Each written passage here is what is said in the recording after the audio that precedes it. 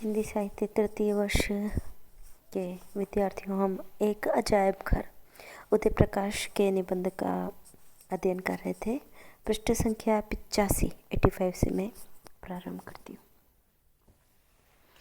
आगे बढ़ते हैं। इनके जीवन परिचय का अध्ययन हम पिछले पाठ में कर चुके हैं, तो सीधा अपने निबंध पर आते हैं कि एक बड़ी पुरानी कहावत है, कोस कोस पर पानी बदलता है और 7 कोस पर बानी। मतलब यही है कि भूमंडलीकरण, बाजार और सूचना प्रौद्योगिकी के कारण भले ही विद्वानों को लग रहा हो कि दुनिया एक गांव हो गई है और इंडिया अमेरिका, लेकिन ऊपर वाली ठेठ दहाती कहावत जस की तस अपनी ठोर पर कायम है। दिल्ली का पानी पीकर कुछ कोस के बाद अगर आपको फिर प्यास लगी और आपने आगरा का पानी पिया तो पानी बदल जाने का सत्य आपके गले से सरकता हुआ भीतर उतरेगा। जो लोग संसार में हर जगह बोतलीकृत खनिज जल पीते हैं, उन पर यह बात इस तरह लागू नहीं होती। उनके लिए कोई दूसरा उदाहरण खोजना होगा। ओह, खोज लिया। पानी के बाद अब बानी यानी भाषा वाला उदाहरण देखिए। तो सबसे बलशाली बानी अंग्रेजी का ही उदाहरण लेते हैं। ग्लोबल, खगोलिक, सार्वभौमिक, बौद्धिक बाजारों, विश्व, राष्ट्र भाषा अंग्रेजी। हर कोई जानता है कि हमारे अंग्रेजी के बौद्धिक बाजारों, विश्व, राष्ट्र भाषा अंग्रेजी है। अंग्रेजी के इंडियन लेखकों में अमेरिका विलायत की इंग्लिश को हिंग्लिश में बदल डाला था और कई बुकर पुरस्कार विजेता कृतियों की रचना करने के साथ साथ स्टार प्लस के अमिताभ जी द्वारा प्रस्तुत केबीसी के एकमात्र करोड़पति मुंबई के हर्षवर्धन नवाथे से भी ड्यूडी दुगनी रकम रॉयल्टी में प्राप्त की थी। तो इंग्लिश से हिंग्लिश में बदलने के बाद ऐसा नहीं है कि हमारे देश में अंग्रेजी एक जैसी हो गई है। वो ऊपर से ठेठ ननवई कहावत अपने शाश्वत सत्य के साथ यहाँ भी बदस्तूर कायम है। चेन्नई से लेकर कोलकाता और पटना से लेकर बिलासपुर और मुंबई तक आप जाइए, इस इंग्लिश की भी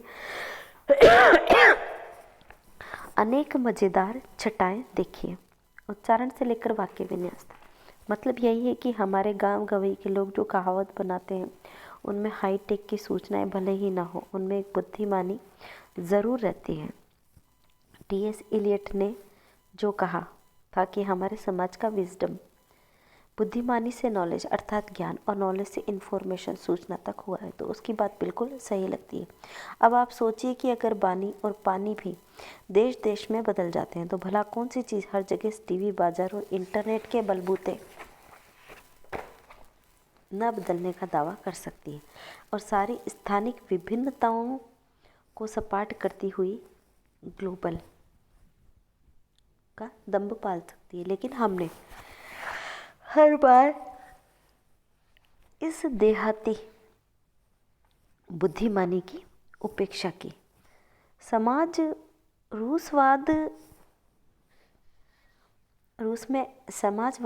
जब रूस में आया तो हमने सोचा वो हमारे यहाँ वैसा ही आएगा। पानी रूस और चीन में बरसा और हमारे क्रांतिकारियों ने छतरियाँ हिंदुस्तान में तान ली। साहित्य में भी यही हुआ। प्रगतिशीलता आई तो लंदन के मार्फत आई। मुल्कराज जी और जहीर साहब ने अपना मैनिफेस्टो वहीं के होटल में तैयार किया। यथार्थवाद आया तो वही यथार्थवाद आया जो यूरोप में था। हमारे किसी देसी लेखक ने अगर देसी की तरह का यथार्थ अपनी रचना में प्रस्तुत किया तो उस यूरोप के सिद्धांतों के डंडे से हाँक दिया। बहुतों को यथार्थवाद का विरोधी सिद्ध किया गया। सूची लंबी है, इसमें अज्ञेय से लेकर मुक्तिबोध तक सभी आते हैं। प्रेमचंद को तो बहुत बाद में स्वीकृति मिली, मुक्तिबोध को भी किनारे लगा दिया गया था। बस नेमीचंद जैन, शमशेर जी और श्रीकांत वर्मा आड़े आ गए। बहरहाल यह किस्सा फिर भी आजकल तो उत्तर आधुनिकता की बाहर हमारे यहाँ आई हुई है। विद्वान पहले की तरह ही फिर से यह मान रहे हैं कि अगर यह आया तो वैसा ही आएगा जैसे अमेरिका और यूरोप में आया। नतीजा खुद देखिए। बिना अपने सामाजिक सांस्कृतिक संदर्भों की भिन्नताओं को समझे पश्चिमी सिद्धांतकारों के आप्त वचनों को यथावत उठाकर उसी तरह से यहाँ बजा रहे हैं जैसा पहले समाजवाद और प्रगतिवाद के ज़माने में बजाया था, जबकि ऐसा नहीं है। उत्तर आधुनिकता भी देश देश के सामाजिक सांस्कृतिक संदर्भों की अलग अलग भिन्नताओं के हिसाब से अलग अलग रूपों में आ जा रही है। दूर कहीं से की बात छोड़िए, यूरोप में भी एक जैसी नहीं है। पूर्वी यूरोप में उसका एक रूप है तो मध्य यूरोप में दूसरा। युगोस्लोवाकिया की एक नेट पत्रिका में कुछ समय पहले एक महिला लेखिका ब्लादिस्लाव गोरादिक को अतिथि संपादक बनाया गया। तो संपादिका के दौरान उन्होंने क्षुब्ध होकर लिखा, उत्तर आधुनिकतावाद और कुछ नहीं एक अजायब घर है। नीत्शे ने ईश्वर की मृत्यु की घोषणा करके जिस भाषा को एक जेल खाने में बदल दिया था, उसे यूरोप के अमेरिका परस्त बुद्धिजीवी भाषा के डिज्नीलैंड में बदल रहे हैं।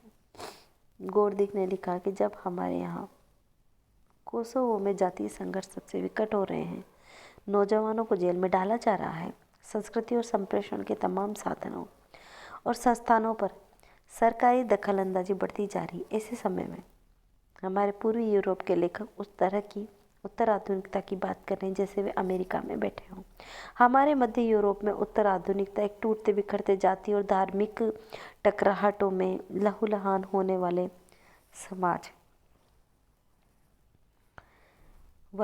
समाज के संदर्भों के बीच में अपना आकार बना रही है, जबकि हमारे पड़ोसी पूर्वी यूरोप के उत्तर आधुनिकों के लिए वह उच्च आख्यानों का खेल का मैदान बनी हुई है। वे लोग दमन, हिंसा, निरंकुशता और सत्ता के षड्यंत्रों जैसे गंभीर मसलों पर हंस और खेल रहे हैं तथा कथित राष्ट्रीय इतिहासों की प्रस्तुति और पुनः प्रस्तुति में डूबे हुए उनमें झूठ मिलाकर पोमो प्लांट और व्यर्थ के विमर्शों का मजा लूट रहे हैं। गोरदिक ने मिलान कुंडेरा जैसे लेखकों की रचनाओं को भी इस आरोप से बरी नहीं किया, जो ऐतिहासिक अभिलेखों, दस्तावेजों और पुराने राष्ट्र राज्य की नियति में अपने आख्यान खोज रहे हैं। अमेरिका में जहां माना जा रहा है कि इतिहास का अंत हो गया है, वहां गोरदिक के अनुसार उत्तर आधुनिकों ने दरअसल इतिहास का नहीं, इतिहास के अर्थों का अंत किया है। महाआख्यानों का संहार करने के बावजूद उन्होंने महाआख्यानों के पात्रों और चरित्रों को बचाए रखना है, सिर्फ उनसे उनके अर्थ छीन लिए गए हैं, उनको डिज्नीफाई कर दिया गया है। और अब एक मज़ेदार दृश्य वहाँ उपस्थित है।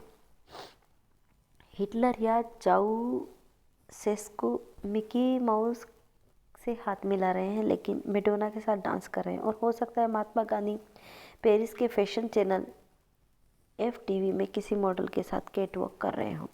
अब आप अपने यहाँ भी जरा नज़र दौड़ाइए। हमारे यहाँ भी साहित्य में इन दिनों जैसा उत्तर आधुनिक दृश्य उपस्थित है, उनमें अगर कबीर सुनीता राव के साथ गाते हुए गोदान का ही होरी, छोटा शकील या दाऊद के साथ नाचते हुए मुक्तिबोध जैसी किसी नाइट पार्टी में किसी मोकेम्बो या गब्बर सिंह के साथ पीते हुए दिखे तो आश्चर्य के साथ।